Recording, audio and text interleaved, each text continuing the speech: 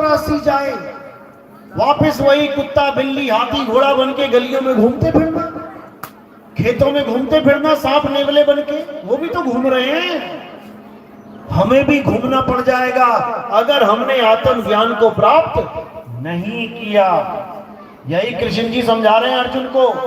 पूरा युद्ध रोक दिया और आत्म ज्ञान की बात करी। क्या बताया? अध्याय 3 17वां श्लोक, हे अर्जुन, जो लोग अपनी आत्मा में रमण करते हैं, जो अपनी आत्मा में तृप्त हैं, जो अपनी आत्मा में संतुष्ट हैं, उनके लिए कोई धार्मिक कर्म कर्तव्य लागू ही नहीं होता।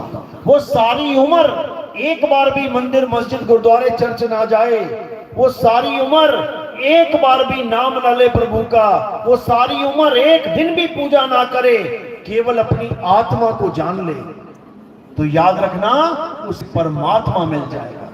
ये गीता का ज्ञान है। इसीलिए हमने हर हर गीता घर घर गीता ये छपवाई हुई है। आप लोग यहाँ पे ले सकते हैं।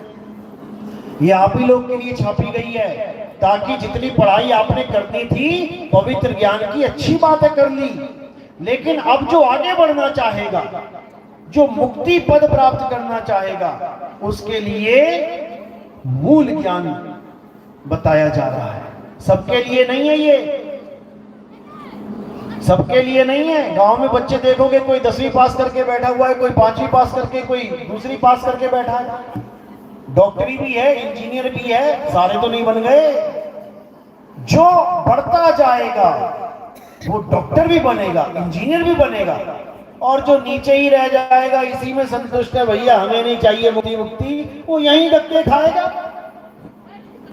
तो यही कबीर तो पूरी खाल उतार के ऐसे लटका देगा दुकानदार कसाई, बकरा पूरा फाड़ के ऐसे लटका देगा, एक भी कंप्लेंट नहीं होगी उसकी।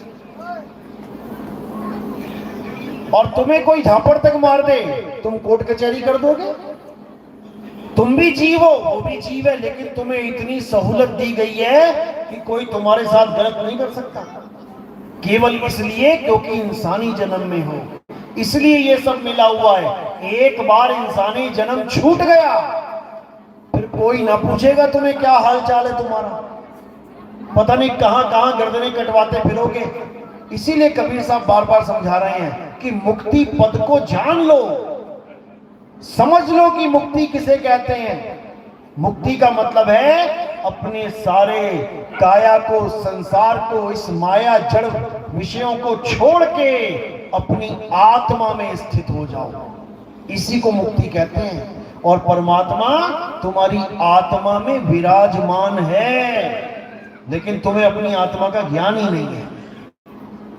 इसीलिए कबीर साहब बार बार चेतावनी देते हैं कि संभल जा जीव, संभल जा, पता नहीं कौन सा वक्त तेरा आखिरी वक्त हो, पता नहीं कहां तुझे अटैक आ जाए। वह तो शब्द विदेह जीपा पे आवे नहीं, निरख परख कर ले। गुरु तो धारण कर लिया, लेकिन ऐसा गुरु धारण कर लिया जिसने जीभ से बोल के तुम्हें नाम दे दिया और तुमने कान से सुन के नाम ले लिया। नकली नाम है ये, नकली।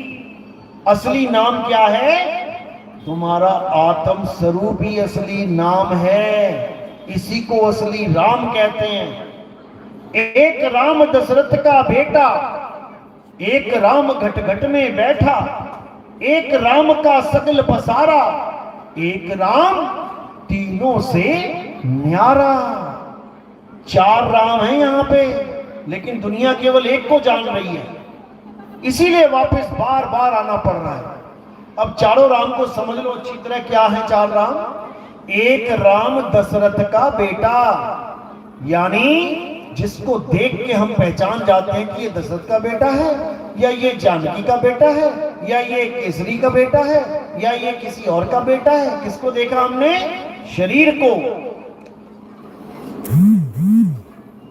तो एक राम है शरीर, और दूसरा राम घट घट में बैठा।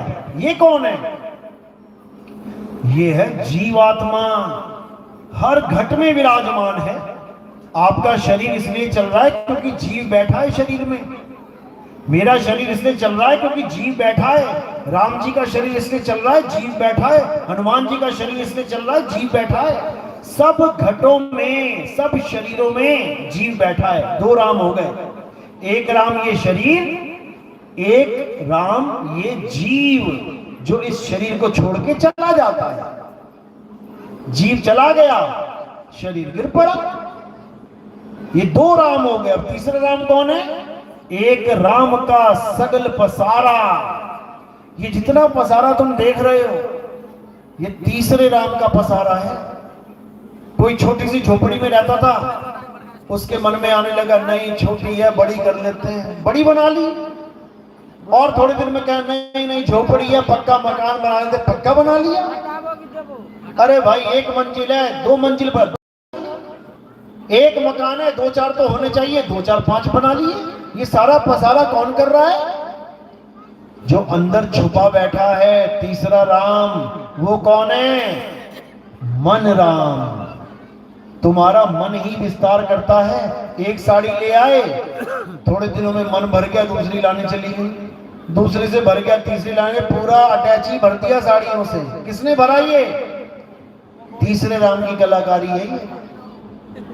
तो एक राम दशरथ का बेटा काया, एक राम घटघट में बैठा जीव, एक राम का